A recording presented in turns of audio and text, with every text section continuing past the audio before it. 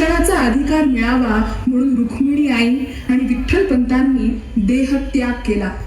ज्ञानेश्वरांनी निवृत्तीनाथांच्या आज्ञेमुळे ग्रंथराज ज्ञानेश्वरीची रचना केली. आणि एक दिवस निरोप आला की गावातल्या पुरोहितांनी भडकवल्यामुळे या लहानग्या मुलांना शिक्षा करायला स्वतः चांगदेव वाघावर बसून आळंदीत प्रवेश करत आहेत. चांगदेव वाघावर बसले होते. मस्तकावरची जटा, छातीपर्यंत लोळणारी शुभ्र दाढी, गळ्यात रुद्राक्षाच्या माळा, हातात त्रिशूळ, जणू नितांत काळच.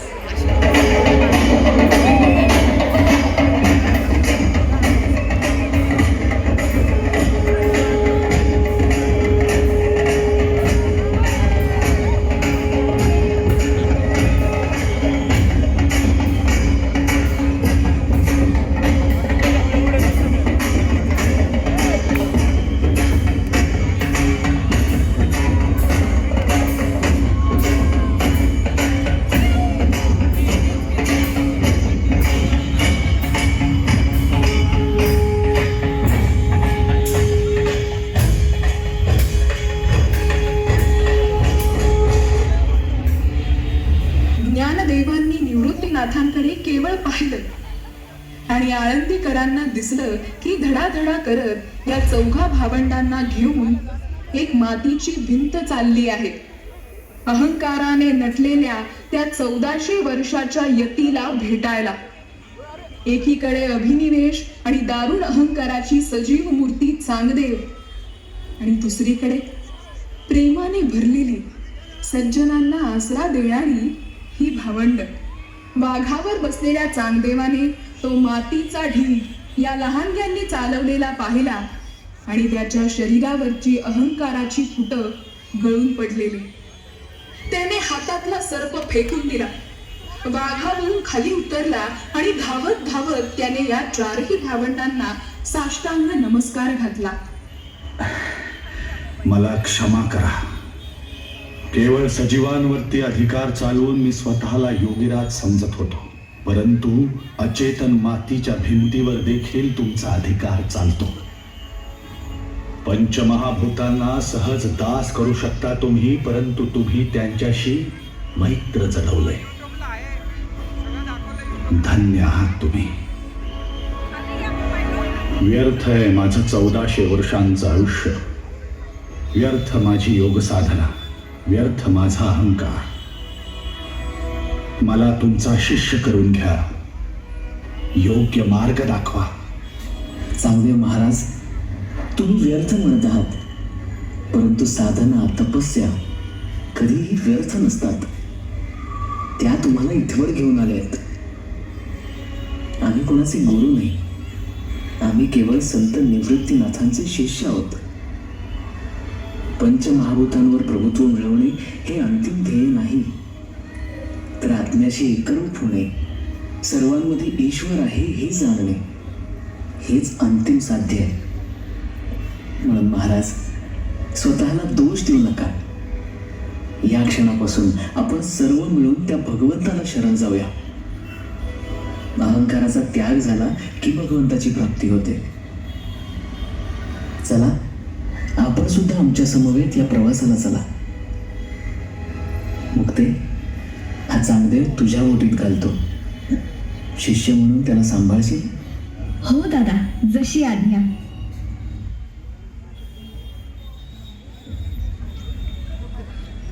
मुक्ता ज्ञानदेवावर लक्ष ठेवून होती. तिला जाणवत होतं की आता तो कमालीचा शांत झाला आहे. एक वेगळीच कृतकृत्यता त्याच्या चेहऱ्यावर दाटून यायला लागलेली आहे. तो आपल्या सगळ्यांमध्ये असतो खरा, पण त्याचे डोळे आता पैलतीरी लागलेले असतात. आणि अचानक एके दिवशी ज्ञानेश्वरांनी निवृत्तीनाथांकडे संजीवन समाधी घ्यायची परवानगी मागितली आणि ज्ञानेश्वरांनी जीवित कार्य पूर्ण केल्याचे जाणून निवृत्ती दादाने ती परवानगी दिली. अखेर तो दिवस उजाडला. संत ज्ञानेश्वरांना निरोप द्यायला अवघी संत मंडळी आळंदी गावात आली.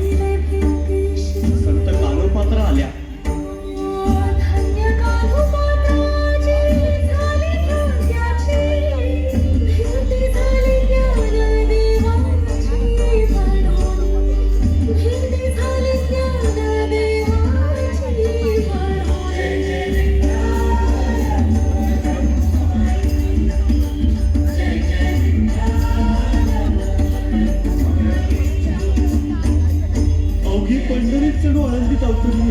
संत विसोबा खेचर सुद्धा आले, संत परिसा बागू, संत सेना महाराज सुद्धा आले.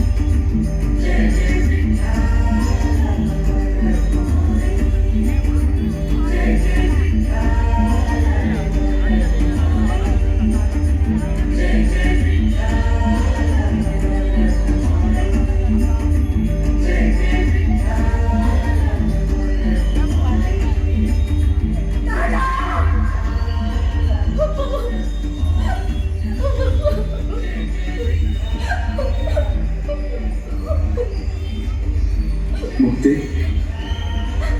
जाऊ दे त्याला. जाऊ दे म्हणजे कसा जाऊ देऊ? गुरुदादा आहे, हाच माझा दादा ज्यानं मला गीता सार शिकवलं. हाच माझा दादा आई म्हणला, बाप म्हणला आणि आता मूर्ख करून चाललाय. गुरुदादा अरे या सगुणरूपाचा त्याग तरी कसा करू दे मी? या सगुणरूपाचं दर्शन कसं द्यावं? थांबवला त्याला गुरुदादा. मुक्ते, अगं शोक कसला करतेस? तुझा हा ज्ञानादादा गेला नाही आणि तो कल्पांतापर्यंत कुठे जाणारही नाही. तो असेल कल्याणमयी पांडुरंगाच्या पावन नामात, माणसानं काळजापासून जपण्याच्या माणुसकीच्या संदेशात, अहमता खंडून समता वर्तवण्याच्या भावनेत आणि रंजल्या गांजलेल्यांना मायेचा आधार देणाऱ्या विश्वबंधुत्वाच्या सेवाभावी महामंत्रात. शरीर दृष्टीआड झालं तरी आत्मा अविनाशी आहे. उपजे ते नाशे, नाशे ते पुनरपी उपजे. हे तो घटिका यंत्र जैसे परिभ्रमेगा.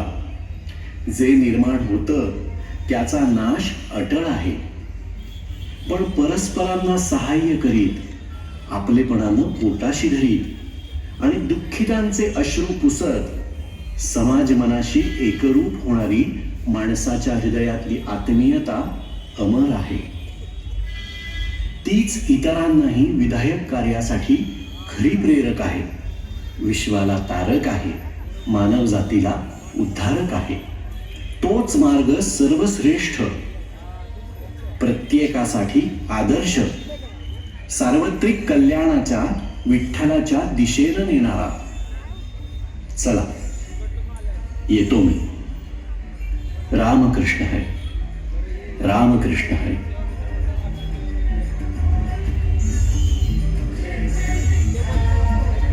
माऊलींनी आळंदी ग्रामात संजीवन समाधी घेतली.